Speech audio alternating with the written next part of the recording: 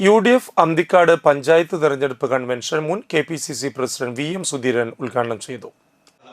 ഈ ബില്ലിനെ ആദ്യഘട്ടത്തിൽ തന്നെ കടുത്ത് തിരിച്ച് കൊല്ലാൻ ശ്രമിച്ചവരാണ് അവർ. പിന്നീട് ശ്രീ നരസിംഹറാവു ഇന്ത്യയുടെ പ്രധാനമന്ത്രിയായി വന്നപ്പോഴാണ് ഈ ബില്ല് വീണ്ടും സജീവമാക്കി ലോക്സഭ പാസാക്കി, രാജ്യസഭ പാസാക്കി. 74 ഭരണഘടനാ ഭേദഗതി പാസ്സായത്. അന്ന് ശ്രീ കെ കരുണാകരനാണ് മുഖ്യമന്ത്രി. കെ കരുണാകരൻ മുഖ്യമന്ത്രിയായിരുന്ന കാലത്ത് ഇന്ത്യൻ യൂണിയൻ മുസ്ലിം ലീഗിന്റെ നേതാക്കളായ CT അഹമ്മദ് അലിയും PK ബാബയും മന്ത്രിമാരായിരുന്ന കാലത്ത് അന്ന് ഇതുമായി ബന്ധപ്പെട്ട പഞ്ചായത്ത് രാജ് നഗരപാലിക സംബന്ധിച്ച ബില്ലുകൾ പാസ്സാക്കി. എൻ്റെ നിയമസഭാ ജീവിതത്തിൽ ഞാൻ ഏറ്റവും അധികം ചർച്ചയിൽ പങ്കെടുത്ത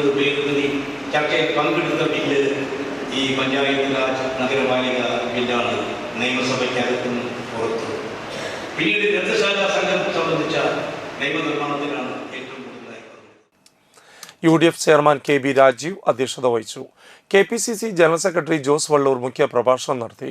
KPCC സെക്രട്ടറി സുനിൽ അന്തിക്കാട്, മുസ്ലിം ലീഗ് ജില്ലാ vice president Haroon Rasheed, Muslim League panchayat president Usman Haji Edayadi, Sunil Lalur, മുൻ മണ്ഡലം പ്രസിഡന്റ് VK മോഹനൻ, യൂത്ത് കോൺഗ്രസ് നിയോജക മണ്ഡലം president advocate AV Yadukrishnan, Thrissur ജില്ലാ പഞ്ചായത്ത് അന്തിക്കാട് ഡിവിഷൻ സ്ഥാനാർത്ഥി അഡ്വക്കേറ്റ് രഞ്ജു പോൾ, താന്യം ഡിവിഷൻ സ്ഥാനാർത്ഥി ഷൈജു സായിറാം, അന്തിക്കാട് ബ്ലോക്ക് പഞ്ചായത്ത് അന്തിക്കാട് ഡിവിഷൻ സ്ഥാനാർത്ഥി അഡ്വക്കേറ്റ് സുരജ, മുറ്റിച്ചൂർ ഡിവിഷൻ സ്ഥാനാർത്ഥി റസിയ ഹബീബ്, വടക്കുമുറി ഡിവിഷൻ സ്ഥാനാർത്ഥി ഉഷ ഉണ്ണികൃഷ്ണൻ എന്നിവർ സംസാരിച്ചു.